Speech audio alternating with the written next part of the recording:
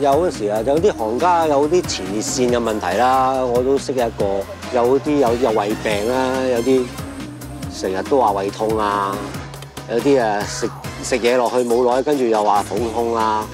咁你知去廁所又去唔到啊，哇！可能忍得唔多，咁啊導致入邊有好多小毛病出現嘅。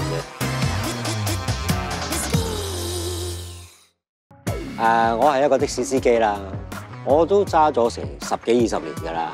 做的士咧，揸的士長時間都坐喺度啦，咁啊朝頭早6、7點開工，做到4、5點鐘收工，基本上都成10個鐘頭喺架車度。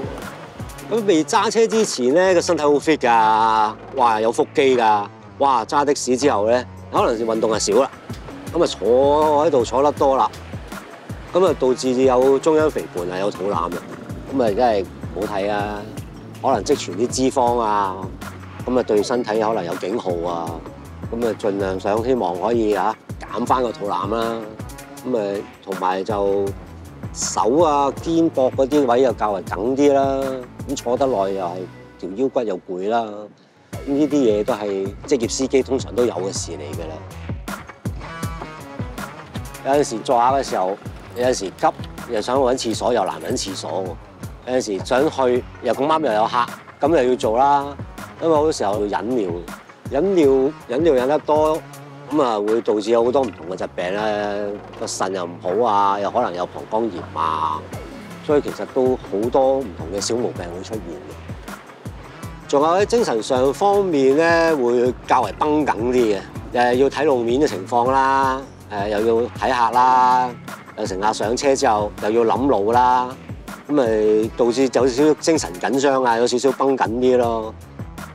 我而家都盡量基本上係喺一個時間去食飯嘅，就唔會話遲又唔會太過早咁樣。咁啊食飯嘅時候最多唔做生意嘅啫，個胃就會好啲咯。咁我基本上我就冇胃痛嘅，不過我就有見到有啲行家就真係成日揦住個飯喺架車度食咧，我都覺得佢哋好辛苦。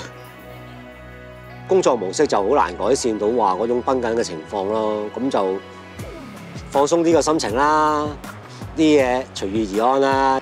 其實我有做過 body check 嘅，咁啊基本上就話我冇事嘅，不過咧就話我可能有少少雜戒啦，咁啊盡量可以咧就 keep 翻住健康啲個飲食習慣，做翻些少運動，就將個指數降翻低啲啦，雜戒都危險㗎啦。咁啊，定期嚟講，我都會有做翻個身體檢查啊，嗰啲嘢，盡量控制自己飲食啦，多少少運動啦，成日坐喺架車度，對身體唔係咁好啦。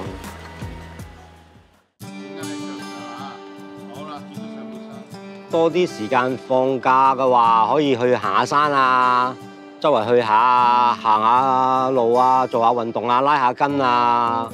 如果跑到步嘅，咪跑下步咯。盡量做多啲舒展嘅活動啦，等個人唔好咁繃緊啦，精神緊張加埋呢個壓力，身體機能都會差啲嘅。咁啊，希望身體機能好啲嘅時候，可以年紀大嘅時候唔使咁多病痛，要人照顧啦。其實喺香港地揸的士真係唔容易嘅。你可以聽到咧，好多的士司機就食無定時啦，咁啊揾唔到廁所啦，咁所以有好多胃病啊，或者係啲小便嘅問題。咁成日坐喺度咧，亦都可以見到阿娘咧有中央肥胖啦、腰酸頸痛啦。其實呢啲小毛病都係身體俾佢嘅一個警號。我哋家庭醫學咧係好注重心心社靈嘅結合嘅。精神嘅問題好多時都會影響到身體，咁所以咧要對自己好啲啦。正如佢所講，好似佢每日4、5點鐘放工嘅時候，其實可以去做啲運動啦，又坐低喺餐廳度慢慢去食個飯啦。咁對身體檢查亦都好緊要嘅。從舊年開始，香港政府就資助45歲以上嘅人士參與糖尿病同埋高血壓嘅篩查。呢個慢性疾病共同治理先導計劃係好值得參與㗎。希望所有嘅的士司機同埋適合嘅人士都去到地區康健中心踴躍報名啦！